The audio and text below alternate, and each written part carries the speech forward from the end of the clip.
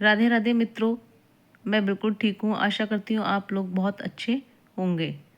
आज आपको बृहस्पति देव की दूसरी कथा सुनाने जा रही हूँ।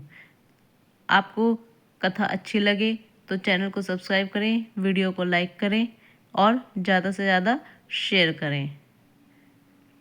बृहस्पति देव की कथा। प्राचीन काल में एक ब्राह्मण था। वह बहुत निर्धन था। उसके कोई संतान नहीं थी। उसकी स्त्री बहुत मलिनता के साथ रहती थी। वह स्नान ना करती, किसी देवता का पूजन ना करती। इससे ब्राह्मण देवता बड़े दुखी थे। बेचारे बहुत कुछ कहते थे, किंतु उनका कुछ परिणाम न निकला। भगवान की कृपा से ब्राह्मण की स्त्री के कन्या रूपी रत्न पैदा हुआ। कन्या बड़ी होने पर प्रातः स्नान करके विष्णु भगवान का जप व बृहस्पतिवार का व्रत करने लगी। अपने पूजा पाठ को समाप्त करके स्कूल जाती तो अपनी मुट्ठी में जौ भर के ले जाती और पाठशाला के मार्ग में डालती जाती। तब ये जौ स्वर्ण के हो जाते तो लौटते समय उनको बीनकर घर ले आती थी। एक दिन वह बालिका सूप में उस सोने के जौ को फटककर साफ कर रही थी कि उसके पिता ने देख लिया और कहा, हे बेटी, सोने के जौ के लिए सोने का सूप होना चाहिए। दूसरे दिन बृहस्पतिवार था। इस कन्या ने व्रत रखा और बृहस्पति देव से प्रार्थना करके कहा, मैंने आपकी पूजा सच्चे मन से की हो तो मेरे लिए सोने का सूप दे दो।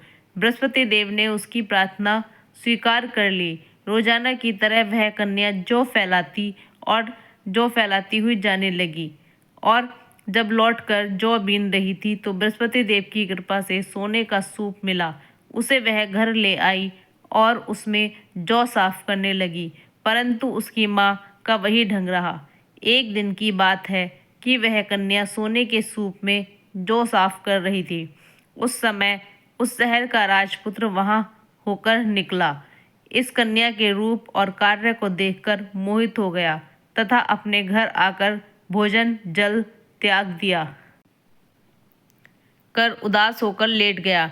राजा को जब इस बात का पता लगा तो अपने प्रधानमंत्री के साथ उसके पास गए और बोले, हे बेटा, तुम्हें किस बात का कष्ट है? किसी ने अपमान किया है अथवा और कोई कारण हो सो कहो। मैं वही कार्य करूँगा जिससे तुम्हें प्रसन्नता हो। अपने पिता की राजकुमार ने बातें सुनी तो वह बोला, मुझे आपकी कृपा से किसी बात का दुख नहीं है। किसी ने मेरा अपमान नहीं किया है, परंतु मैं उस लड़की से विवाह करना चाहता हूँ जो सोने के सूप में जौ साफ कर रही थी। यह सुनकर राजा आश्चर्य में पड़ा और बोला, हे बेटा, इस तरह की कन्या का पता तुम ही बताओ। मैं उसके साथ तेरा विवाह अवश्य ही करवा दूंगा। राजकुमार ने उस लड़की के घर का पता बतलाया। तब मंत्री उस लड़की के घर गए और ब्राह्मण देवता को सभी हाल बतलाया। ब्राह्मण देवता राजकुमार के साथ अपनी कन्या का विवाह करने के लिए तैयार हो गए तथा विधि विधान के अनुसार ब्राह्मण की कन्या का विवाह राजकुमार के साथ हो गया। कन्या के घर से जाते ही पहले की भांति उस ब्राह्मण देवता के घर में गरीबी का निवास हो गया। अब भोजन के लिए भी अन्न बड़ी मुश्किल से मिलता था। एक दिन दुखी होकर ब्राह्मण देवता अपनी पुत्री के पास गए। बेटी ने पिता की दुखी अवस्था को कहा और अपनी माँ का हाल पूछा। तब ब्राह्मण ने सभी हाल कहा। कन्या ने बहुत सा धन देकर अपने पिता को विदा कर दिया। इस तरह ब्राह्मण का कुछ समय सुखपूर्वक बीता हुआ। कुछ दिन बाद फिर वही हाल हो गया। ब्राह्मण फिर अपनी कन्या के यहाँ गया और सारा हाल कहा तो लड़की बोली, हे पिताजी, आप माता जी को यहाँ लिबा लाओ। मैं उसे विधि बता दूंगी जिससे गरीबी दूर हो जाएगी। और ब्राह्मण देवता अपनी स्त्री के साथ लेकर पहुँचे तो अपनी माँ को समझाने में लगी, माँ, तुम्हें प्रातःकाल प्रथम स्नान आदि करके विष्णु भगवान का पूजन करो तो सब दरिद्रता दूर हो जाएगी। परंतु उसकी माँ ने एक भी बात नहीं मानी और प्रातःकाल उठकर अपनी पुत्र के बच्चों की जूठन को खा लिया। इससे उसकी पुत्री को बहुत गुस्सा आया और एक रात को कोठरी से भी सभी सामान निकाल दिया।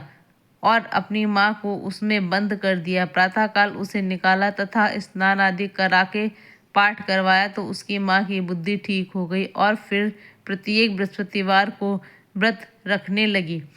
इस व्रत के प्रभाव से उसके माँ बाप बहुत ही धनवान और पुत्रवान हो गए और बृहस्पति जी के प्रभाव से इस लोक से सुख भोग कर स्वर्ग को प्राप्त हुए।